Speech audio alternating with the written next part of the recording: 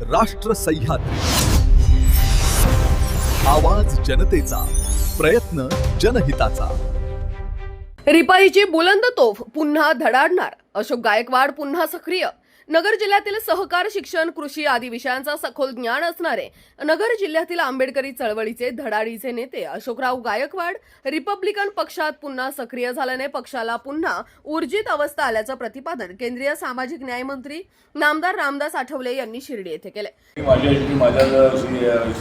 गेली आता मला वेगळा गट न चालवता मला मूळ जो आरपीआय आहे त्याच्यामध्ये सामील व्हायचं आहे. याप्रमाणे अशोक गायकवाड यांना रिपब्लिक पक्षामध्ये प्रवेश दिलेला आहे आणि ते अत्यंत अभ्यासवाचे नेते आहे. अनेक प्रश्नांची त्यांना जाणीव आहे.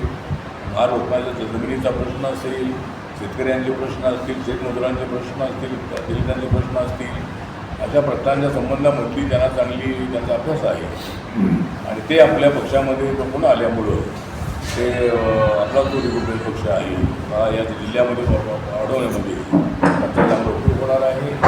त्यामुळे मी अशोक गायकवाड यांचं स्वागत करतो आणि त्यांनी रिपब्लिक पार्टीमध्ये प्रपोजन केलेलं आहे त्याबद्दल त्यांचं मी या ठिकाणी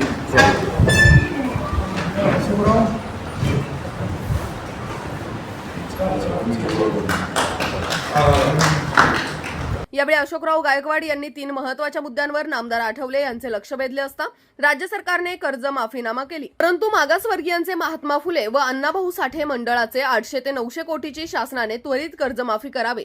सरकारने आयोजन केलेल्या जनगणनेत बौद्धांचा उल्लेख करताना जातीच्या जागेवर महार शब्दाचा उपयोग करावा. तसेच मागासवर्गीय वर्गीकरण करताना 2026 ला होणाऱ्या जातनिहाय जनगणनेनंतरच जातीच्या संख्येनुसार वर्गीकरण करावे.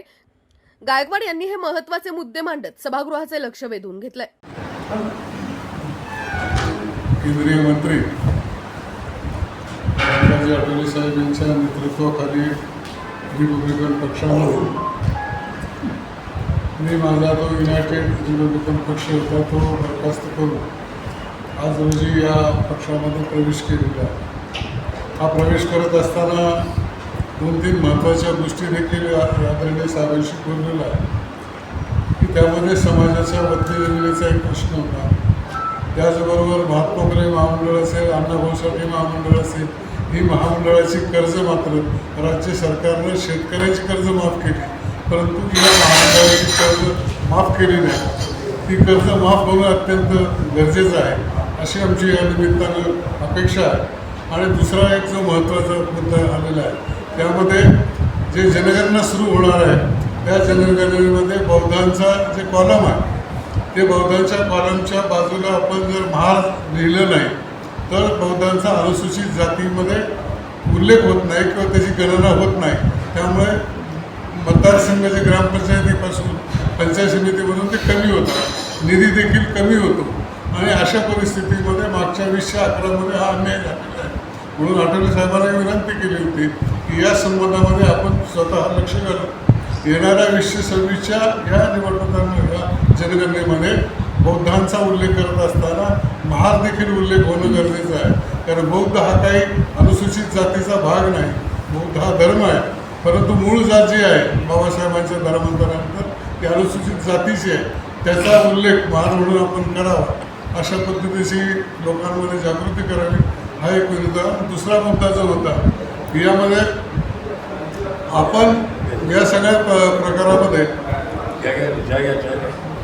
वर्गीकरणाचा जो मुद्दा आला महार आणि मातंग आणि हे वर्गीकरण अनुसूचित जातीचं आहे. त्यामध्ये आठवले साहेबांना एक विनंती केलेली आहे. हे वर्गीकरण करत असताना 2026 ला जी जनगणना होणार आहे त्या जनगणना जातवाईज होणार आहे. त्यामुळं जातवाईज जनगणना झाल्यानंतर या वर्गीकरणाचा विचार व्हावा. तोपर्यंत हा वर्गीकरणाचा विचार करू नये अशा पद्धतीची विनंती त्यांना केलेली आहे. आणि पक्षपातळीवर या संबंधामध्ये देखील विविध चर्चा करून एखादं संमेलन किंवा शिबिर घेऊन याच्यावर देखील मोठ्या प्रमाणामध्ये प्रकाश पाडला जाईल. या निमित्तानं आठवले साहेबांच्या नेतृत्वाखाली या पुढच्या काळामध्ये निश्चितपणे आपण राज्यभर काम करू अशा पद्धतीचा शब्द त्यांना देतो आणि याच ठिकाणी थांबतो. राष्ट्र सह्याद्री न्यूज साठी प्रतिनिधी अशोक दुशिंग, शिर्डी. राष्ट्र सह्याद्री, आवाज जनतेचा, प्रयत्न जनहिताचा.